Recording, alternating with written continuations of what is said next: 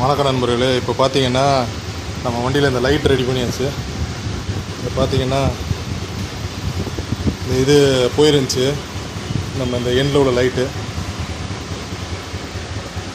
அதுக்கு வந்து இப்போ நம்ம ரீப்ளேஸ் பண்ணி போட்டிருக்கோம். பாருங்கள், ரெண்டு எண்ட்லேயுமே ஒயிட் லைட் எரியும். அதே மாதிரி இண்டிகேட்டருக்கு வந்து எல்லோ எரியிற மாதிரி போட்டிருக்கோம். முதல்ல ப்ளூ இருந்துச்சு, இப்போ எல்லோ போட்டிருக்கோம். முதல்ல அந்த ஒயிட் லைட் எரியாமல் இருந்துச்சு, அதுக்காக இப்போ நம்ம வந்து மாற்றணும். பாருங்கள், இந்த சைடு எரியுது. இப்போ வந்து ஸ்பீடோமீட்டர் கூடிய லைட்டையும் மாற்ற போகிறோம். இப்போ பார்த்தீங்கன்னா நம்ம இப்போ போல் எல்லோ லைட் எரியுது. இந்த எல்லோ லைட்டை வந்து இப்போ மாற்ற போகிறோம். ஒயிட்டாக ப்ளூவாக மாற்றலாம் பார்த்துட்டுருங்க. இப்போ மாற்றிட்டு சொல்கிறேன் நான். அப்படியே வர மறக்காமல் நம்ம சேனலை சப்ஸ்கிரைப் பண்ணுங்கள் நண்பர்களே. நம்ம வீடியோஸாக லைக் பண்ணுங்கள், தெரிஞ்ச நண்பர்களாக ஷேர் பண்ணிவிடுங்க, அவங்களுக்கு பயனுள்ளதாக இருக்கும். இப்போ பார்த்தீங்கன்னா எப்படி மாற்றுறதுன்றதை சொல்கிறேன். இப்போ இந்த மாதிரி நம்ம முன்னாடி இருக்க இந்த ஹெட்லைட் இருக்கிறத கழட்டிக்கணும். கழட்டிட்டிங்கன்னா உங்களுக்கு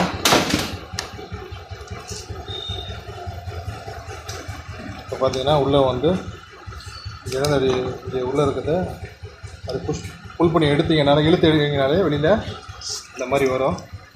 இந்த பல்பு ஆல்ரெடி எரிஞ்சிட்டு இருந்ததுன்னா ரொம்ப சூடாக இருக்கும். இதுதான் பழைய பல்பு. பார்த்துங்க, இதை மாற்ற போகிறோம். இதை மாற்றிட்டு இந்த மாதிரி நம்ம வந்து யூஸ் பண்ண போகிறோம். எல்இடி பல்பு அதை நம்ம போட்டுக்கலாம். முதல்ல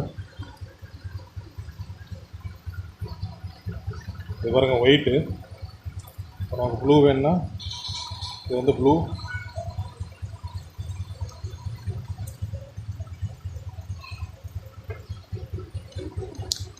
இது வந்து முதல்ல மாற்றி இருந்துச்சுன்னா இது வந்து பாசிட்டிவ் நெகட்டிவ் வந்து மாற்றி இருந்துச்சுன்னா எரியாது.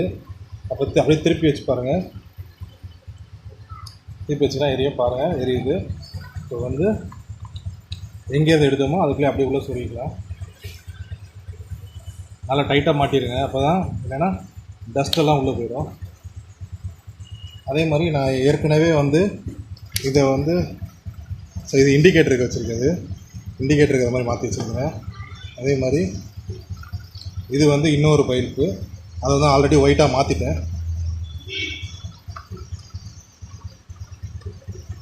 எதையுமே எடுத்துட்டிங்கன்னா மறுபடியும் வைக்கிறப்ப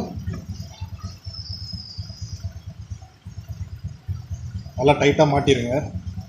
அப்போ தான் பிரச்சனை வராது. இல்லைன்னா உள்ளே ஃபுல்லாக டஸ்ட்டு போய் ஃபார்ம் ஆகிடும். நான் பாருங்கள் எவ்வளோ டஸ்ட் இருக்குன்னு. டஸ்ட் அவ்வளோ எல்லாம் உள்ளே போயிடும்.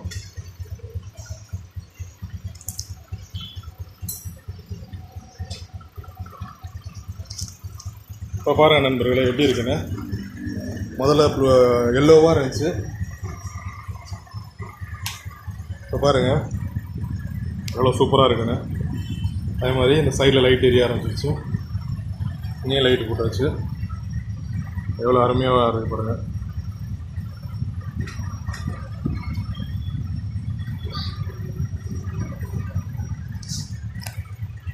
இப்போ வந்து இதுக்கு தான் அது வச்சுருக்க சுவிட்சுங்க. சைட் லைட்டுக்கு ஒரு சுவிட்ச் ஒன்று வச்சுருக்கேன்.